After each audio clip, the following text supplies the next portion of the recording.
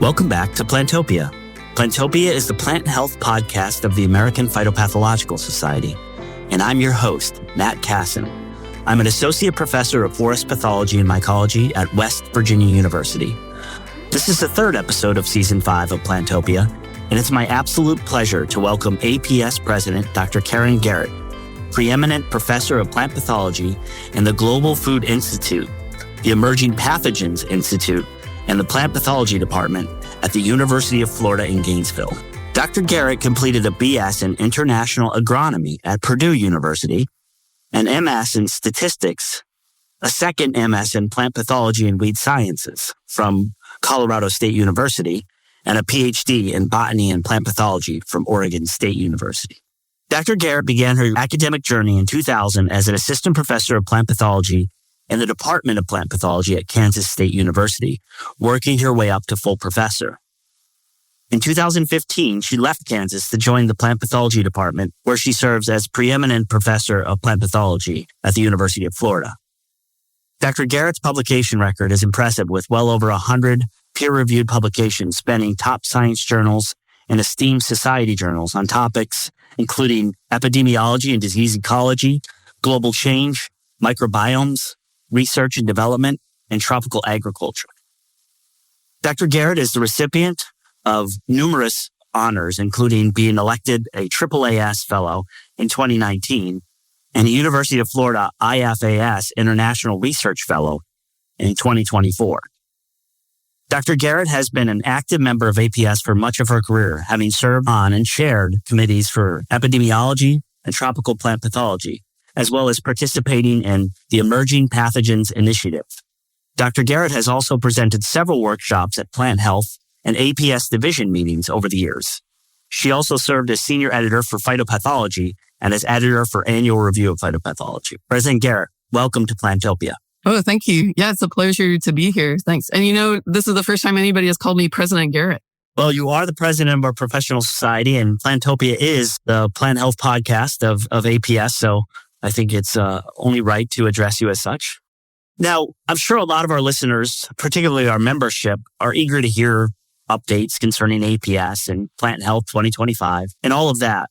But before we get into all that, I wanted to talk more about researcher Dr. Garrett, because you didn't emerge as president. You worked your way up to this point in your life and this point in your career. But with a lot of our guests, it's nice to hear how they got into plant pathology. So when did you become interested in plant pathology and food security? So I started thinking about plant pathology as an undergraduate. Well, and maybe like a lot of people, I learned about plant pathology in a fantastic undergraduate plant pathology course. I hadn't really been aware of it. I'd become aware of food security issues as an undergrad, maybe as a sophomore, and I decided I wanted to work in that area. And then when I had a really good undergrad plant pathology course at Purdue University, then I was hooked and I decided I wanted to work in that area. Are you from Indiana originally? I am, yeah. Okay, so you grew up in Indiana. Did you grow up in a rural area of Indiana? A little bit. I grew up south of Fort Wayne, which is one of the bigger cities in Indiana, but my parents both grew up on farms, and so I got to spend some time on my grandparents' farm. But it was really having that plant pathology class as an undergraduate in international agronomy at Purdue. Yeah, it was a really great class, and I was thinking about the cause of working toward food security, and then just the fascination of plant pathogens caught me. So you finish up at Purdue, and then you move on to Colorado State University, where you decide to not only get one master's, you get two masters, one in plant pathology and weed science and another one in statistics. Tell me about that experience. What systems did you work on with regard to plant pathology, and how did that further advance your kind of interest and role in pursuing it as a profession? At Colorado State in plant pathology, I got to work with Howard Schwartz, was my master's advisor. Mm-hmm. So he gave me a really good grounding in the realities of disease management on farms in Colorado. So I was interested in that as well. And he had background. He had worked with CIOD, a CGIR center, in his previous work and ongoing collaborations there too. So he had both good grounding in what's happening in Colorado and what's happening internationally in bean health. So we're working in bean health there. And then in the course of my degree, I realized how important statistics was. I had taken a statistics class as an undergrad, but it hadn't really caught my imagination so much until then I had my own data, and I realized I really wanted to be able to understand what was going on with my own data. And I got motivated enough that I did the degree in statistics as well. Yeah, that makes sense. I don't think anybody's going to argue that getting a master's in statistics is going to be a disadvantage in terms of data analysis. So that's great that you had that. And I'm sure that helped you train students, moving forward through your career, because having that foundation in stats. I mean, we all take stats, but I wouldn't say I'm very stat strong, especially with regards to using some of the new programs like R. And I know that you've developed tools using R and things like that. So it's great that not only do you have this foundation in statistics, but you're moving forward and using the kinds of programs that, the next generation and the newest generations of scientists are using. Oh, well, thanks. That's kind of you. Yeah. Yeah. We're really interested in our lab and trying to develop general tools too, so we can sort of scale, like if we find an analysis useful, to develop tools in R so use of the tool can scale and others can use it as well. Right. Absolutely. So then you do a PhD in botany and plant pathology at OSU. What did you work on there specifically? Yeah, so I worked with Chris Munt there. And so Chris has a lot of experience working with different CGIAR centers. And so I had the opportunity working with Chris Munt to work in Oregon systems. And then I also worked with the International Potato Center in Lima and Ecuador and the surrounding fields there. So that was a fantastic experience for me. So I learned about wheat health in Oregon with Chris, and then also potato health in the Andes with like Rebecca Nelson, Greg Forbes, and other colleagues there. So beans in Colorado, you said, wheat and potatoes in Oregon and elsewhere internationally, right? So a couple different crop systems each with your own unique challenges. Eventually, after graduating, I think there was a stopover in Georgia, but you make your way to Kansas, where you take an assistant professor position there, right? At Kansas State University, is that correct? Yeah. So I worked at Kansas State for about 15 years. So Kansas State really gave me the opportunity to get started as a professional, and in my role starting out as an assistant professor there. Kansas State, the wheat state, has a great wheat pathology and other programs there. So yeah, that was an opportunity for me to understand how to be a professional plant pathologist in that context there. So you basically continued to develop your research and program around wheat largely while you're in Kansas. Yeah. So most of my work in Kansas was with wheat health and agricultural systems. But then since I was lucky to have that opportunity to work with CGIAR and international agriculture. So I continued that as well, and worked with some different initiatives in CGIAR, especially in more recent years, working with vegetatively propagated crops like banana, potato, sweet potato.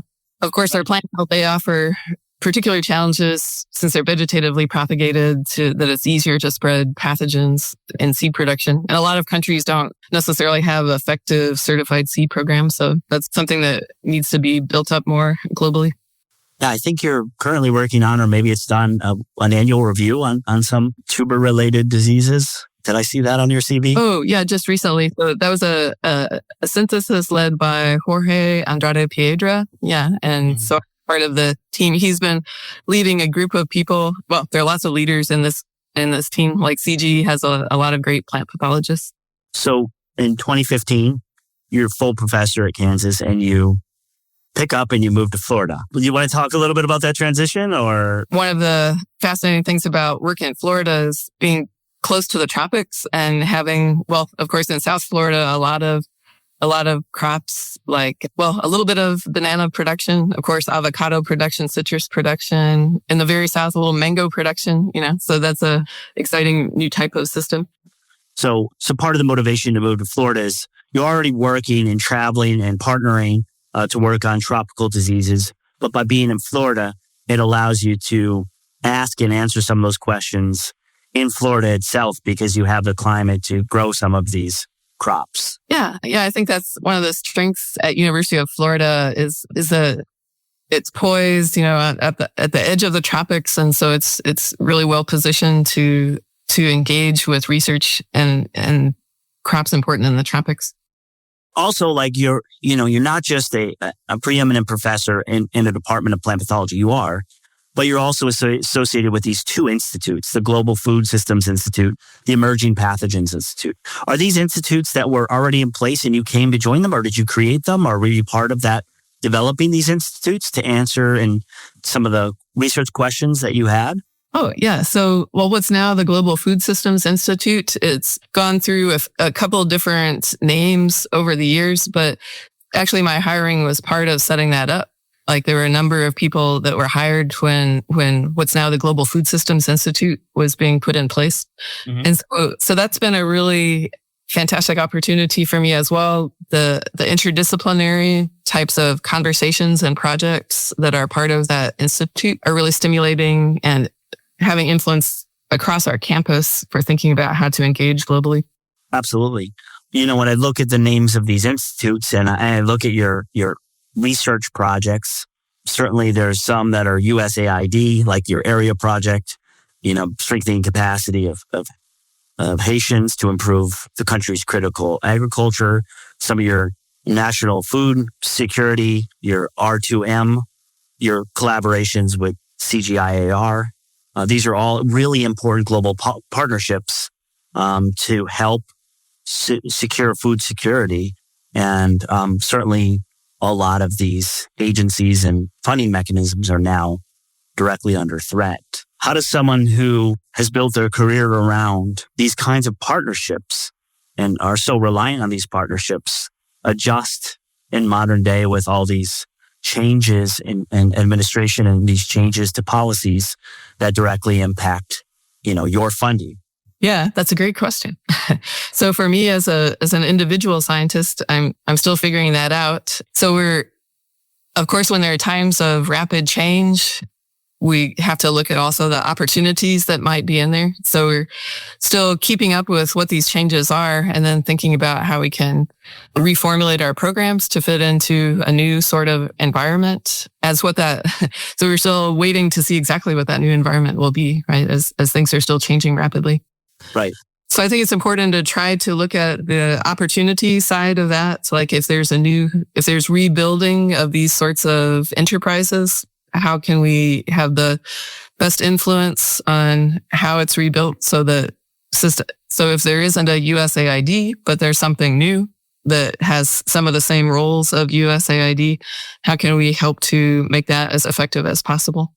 But have your current grants and funding been paused or taken back because of those international connections? Yeah, I have had that experience on a smaller scale. And then I've seen the effects on larger scales for some really big projects that, maybe terminated. Some of that is still up in the air, of course. Yeah, so that's a really difficult transition for everybody involved to figure out how to keep as much going as we can now and figure out how to, for the next stage, for those kinds of projects, how we can be positioned to be effective in those next phases. Yeah, there's no way around the fact that it's a challenging time. People have to work to even keep up with the rate of change and understand what's happening. Well, I'd like you to take off your researcher hat and put on your APS President hat as we continue to talk about these things. Many of us in plant pathology work in and around the topic of climate change, yet these phrases and phrases related to it have been banned or flagged. And the realities of the situation are that climate change continues to have a profound impact on plant health in the U.S. and globally, as you know from your own international collaborations. In APS's own In Focus on federal funding for research programs, they acknowledge increased investment in NIFA, supports robust scientific discovery, fosters sustainable agricultural practices, and equips farmers and researchers with tools to combat emerging threats, such as plant diseases, pests, and climate change impacts. How do we keep the conversation in and around climate change active and convince the general public that this is a real and present danger in the U.S. and around the globe?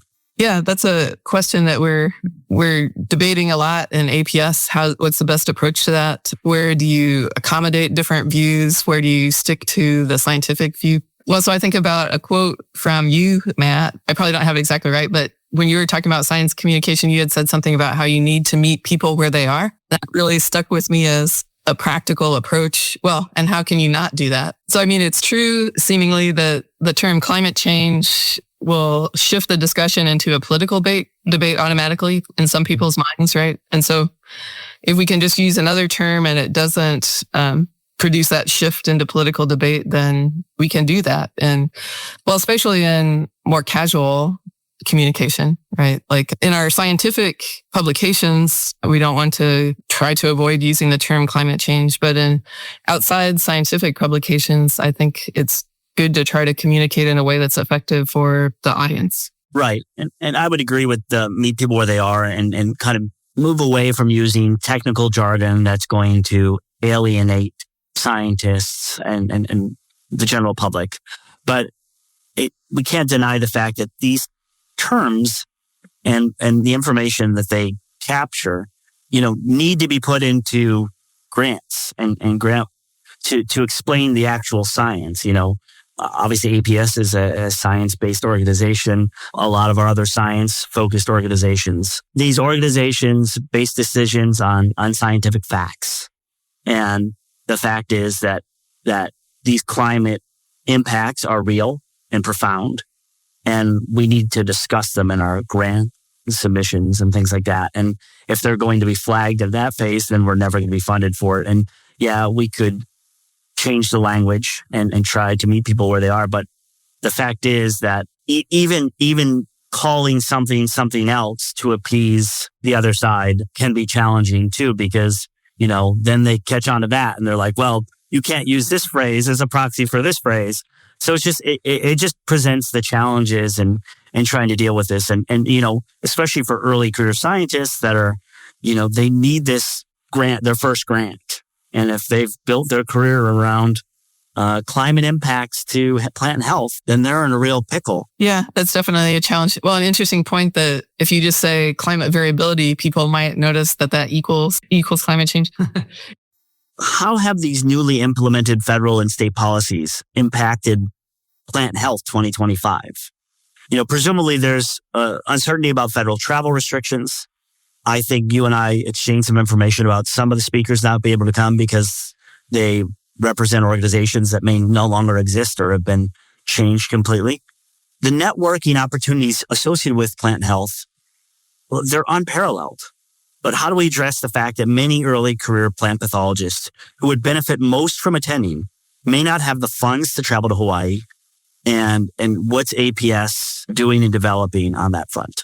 Yeah. Well, APS, of course, starting with adapting to the COVID pandemic, has been working to have more materials online. I mean, that can't substitute for networking in person. There is more effort in that direction as well. And because people have so much uncertainty, APS is going to be more flexible too. As we're trying to adapt to all these changes, there's also a web page that people can go to, and we're going to keep updating that as APS makes more support options available. So that's apsnet.org. So just apsnet.org/support. And of course, we welcome ideas from members about what APS can do to help support them in these really uncertain times. Absolutely. And we'll certainly put links in the show notes. And just to be clear, I'm not arguing the value of attending the APS Plant Health meeting. I've benefited so much from attending those meetings, and it's really opened my eyes to the larger international plant pathology community. I'm just worried for my early career colleagues and federally employed colleagues who either have travel restrictions or funding that they had built into grants to travel to, because these national meetings, they're expensive, especially when they're in far off locations. It's really important that as members, we support our professional society, but that we feel supported by our professional society. And on that note, I just wanted to point out that recently APS sent an email to membership acknowledging that many of its members, but especially its federally employed members, are experiencing uncertainty around changes in federal policy and personnel changes implemented over the last several weeks, especially probationary employees. Now, some of these things have been restored. We don't know the outcome of those. But clearly these changes have potential for far-reaching impacts on our fields, affecting individual scientists and the science we conduct and the broader environment in which we work. According to APS Public Policy Board priorities, all 5 key priorities are being impacted by federal policy, but especially federal funding for research programs and workforce expansion policies. What is APS doing specifically to lobby for our membership on these issues? And on that topic, how can members become more engaged with these efforts? And how can we find out more about these efforts? Yeah. So one advantage APS has in addressing these problems is that it's built a base for lobbying and relationships throughout our government for many years, right? So we're not scrambling to figure out how to form these relationships now. So APS has been working on lobbying, as you mentioned, for some of our key interests for a long time. So the Public Policy Board continues to meeting more frequently with congressional offices on issues that advance our science and that address these new problems too. So you mentioned we have these ongoing priorities, and we can add a link maybe to the page that has information about that as well. So for example, supporting the National Plant Diagnostic Network, addressing the One Health framework and the role of plant health in that framework, and the set of policy issues like that. We're also working in the new problems in recent weeks. So for example, to help members communicate their interests, we have an anonymous form that people can fill out quickly for U.S. members to share how they've been impacted by federal actions. It's a way for people to share information with us. And then also APS is working to make it easier for people to express their concerns as well externally. So we are offering on the link that we can give you, we can offer tips and advice on how to be effective in communicating with politicians. Some members have done a great job in contacting local media. And so we can help you figure out how to do that as well to advocate for our science. And if you're interested in writing op-eds and so on, we can give advice about that. And just in general, we encourage members who have great ideas or want advice to contact the Public Policy Board to figure out the best way to make their actions effective. Do you think at the Plant Health 2025, there'll be any kind of informal kind of gatherings to talk about these topics? I mean, yeah, they may come up in addresses of speakers that are planning to speak, but I mean, will there be venues for early career scientists to exchange ideas in a way that APS hears them and records them and kind of considers them and trying to think up these new priorities? Because it's clear that you could build out your additional priorities to accommodate a changing environment. But what's also clear to me is that as things change so dramatically, APS may have to pivot by developing additional priorities that would be helped greatly by receiving input from those most impacted by those, federal policies, and those kinds of dialogues and conversations could really play out at Plant Health. Yeah, that's an excellent point. We've been thinking about that and the best way to make that effective at the meeting. So as a faculty member who mentors and trains plant pathologists, I'm really worried about their job opportunities. Universities, too, are under increased financial stress and under prolonged pause of reduction in federal funds for research. Reductions in force are inevitable. Is APS leadership meeting with industry to see if there's room for growth and partnerships there to increase opportunities for early career scientists? Because current grad students and postdocs that are in our labs now may have planned to join the federal workforce as civil servants, and clearly those jobs are not going to be available in the short term. So is APS trying to build capacity? Is there any interest in industry upping their stake in the career training of our members? So it's been really interesting to me working in the presidential team to learn more about how APS engages with industry. And in fact, our current vice president, Courtney Gallup, is with Corteva. So she's also moving through the presidential sequence. She'll be president in a couple of years.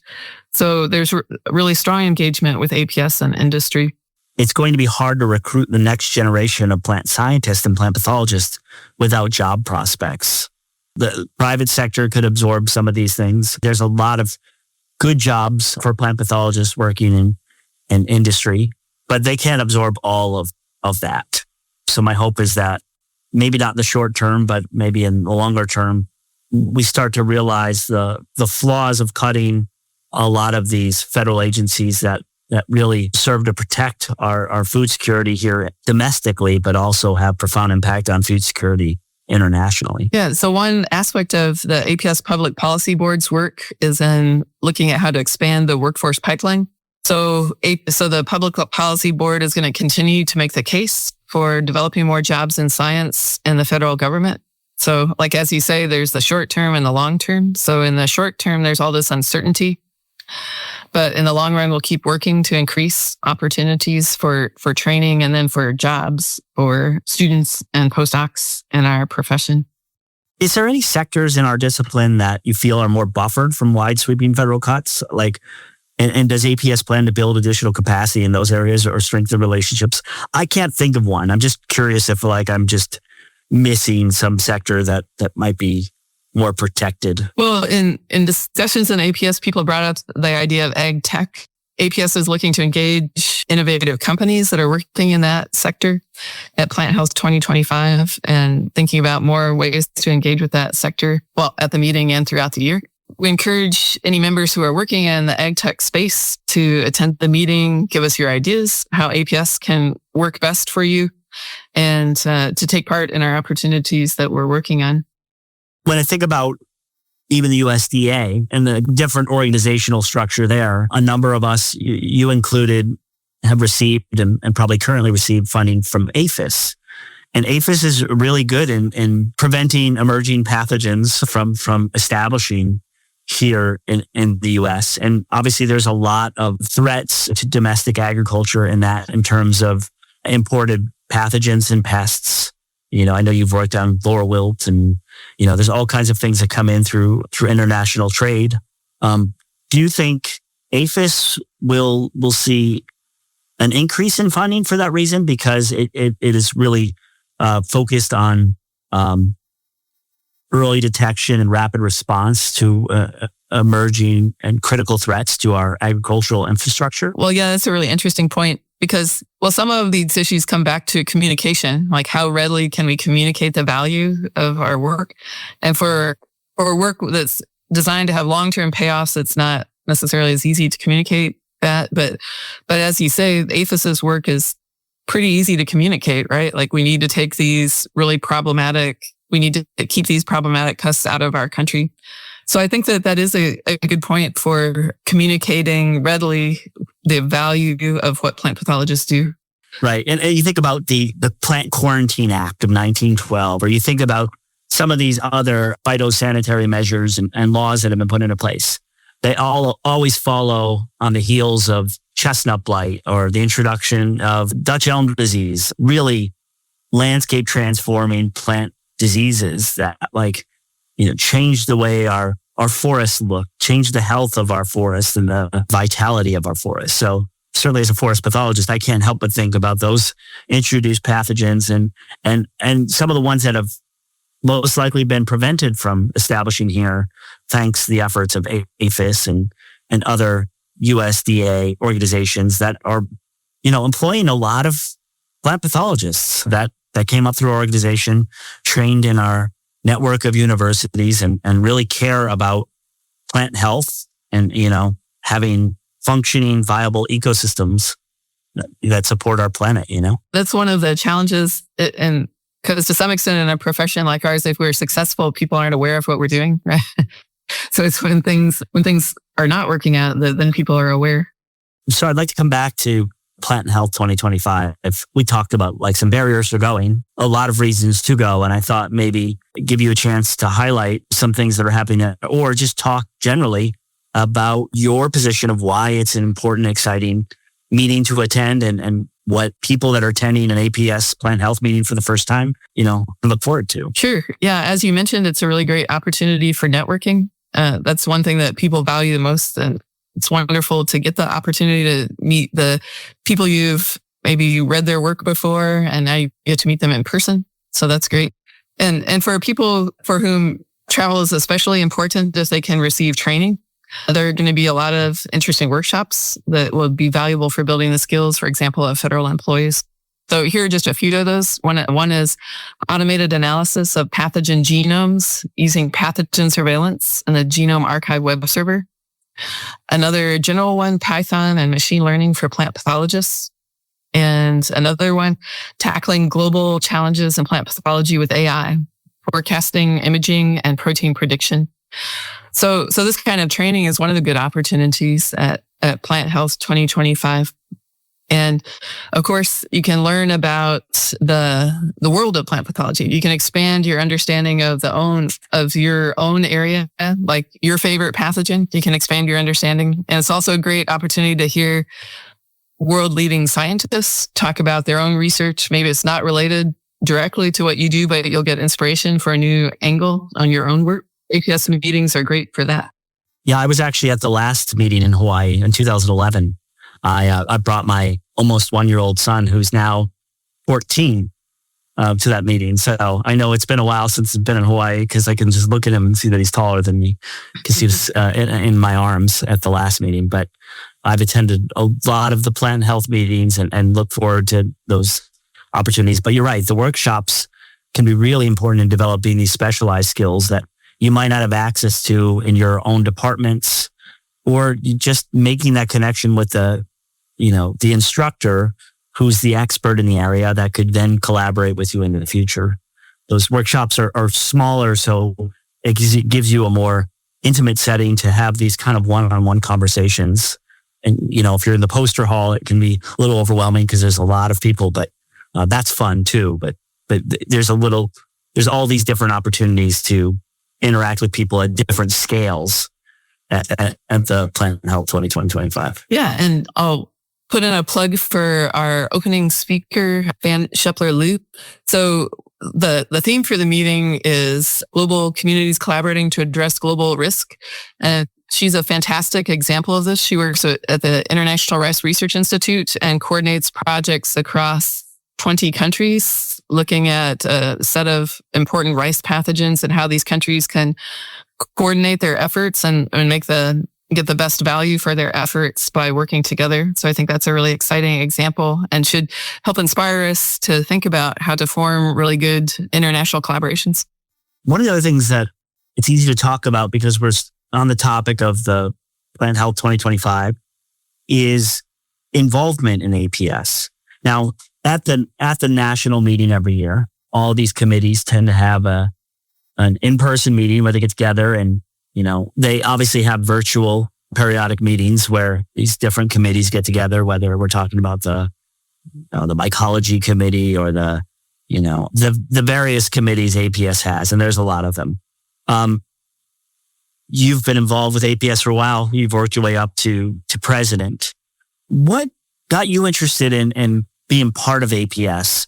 And maybe you can kind of communicate how that starts, because there's a lot of early career scientists that may be interested in APS and have benefited from maybe a travel award, but they have yet to get involved. And certainly we want those people involved, but how do you get involved and maybe give some people some advice about how they can become a bigger part of APS? Sure. Yeah, I think one very good thing about APS is that it offers a lot of opportunities, with different levels of commitment for practicing leadership. And I think when I was just starting out as a scientist, I didn't really think about leadership much, or the fact that leadership has a set of skills that you try to develop. And so I think that's one thing that's great about our society, is that people can try a small leadership role, see what it's like, see how they can do it better, see what their strengths and weaknesses are. And then they can take on a bigger leadership role and keep developing their skills and thinking about what aspects of it they enjoy most and want to pursue. So I think that that's a really valuable aspect of APS or other scientific societies, to give people who are starting out in science a way to get their feet wet in leadership and think about the elements of leadership, how they can strengthen them. Yeah. And just to clarify a little bit, at least from my perspective, and I'm sure you have your own perspective as well, is that one doesn't just wake up mid-career and say, you know what, I think I'm going to be APS president. And with never having been involved with APS before, my own path, I was, chair of the Forest Pathology Committee, and then I was APS Potomac Division President before I got involved with, Plantopia. It's all these stepping stones that show that you're committed to the professional organization. And for me personally, I've stayed in it and been loyal to APS because they've reciprocated. They've given me opportunities. They hear my opinions. They respect my voice.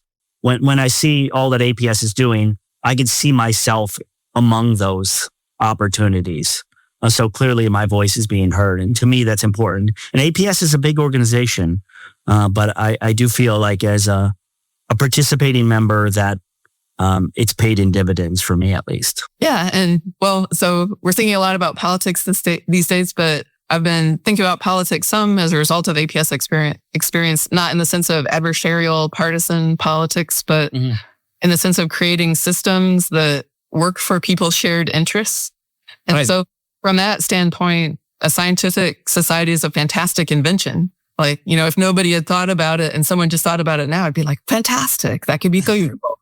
So it's easy to take for granted, but it's an amazing invention. And I have to say my experience in APS, it's really wholesome too. I mean, like almost everybody I meet in APS is really working for a good cause, to help each other. So it's a fantastic invention.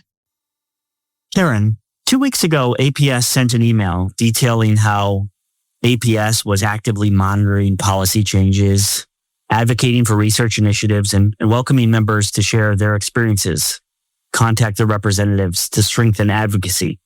Do you want to talk about some of the resources that have been made available to members in light of some of these changes across the government?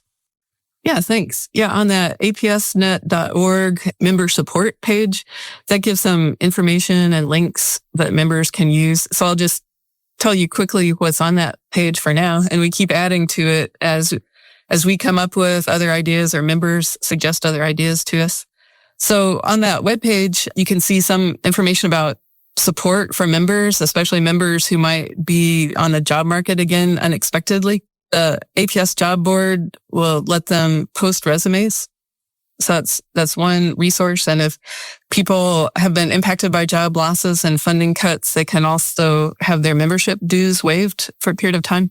So there's information on the website about that as well. And also with all this uncertainty, if people are thinking about participating in Plant Health 2025, but they're not sure, well, the initial abstract deadline for submission is passed, but there's going to be another abstract submission opportunity for late-breaking posters. So if people would like to submit to that, but they're held back some by uncertainty, you can arrange with us. You could get the abstract feedback if there's some kind of issue that impacts your ability to go. That's great. Yeah, I saw that there was financial assistance when submitting an abstract, and I knew that deadline had passed. It's also nice to see that you're offsetting some of the costs for membership dues for members that are impacted by these cuts. Certainly having access to the job board and things like that require membership. So having the ability to waive that to allow them to then find opportunities is really thoughtful. Yeah, it seems like that's a good step. And then APS is also advocating for science and for the scientific workforce. So APS is joining with other societies in statements and advocacy letters. And our public policy board is very active. Well, it's always been very active. It's even more active now. So the APS public policy board is doing a lot of good work. There's information on that website about how you can link with them as well.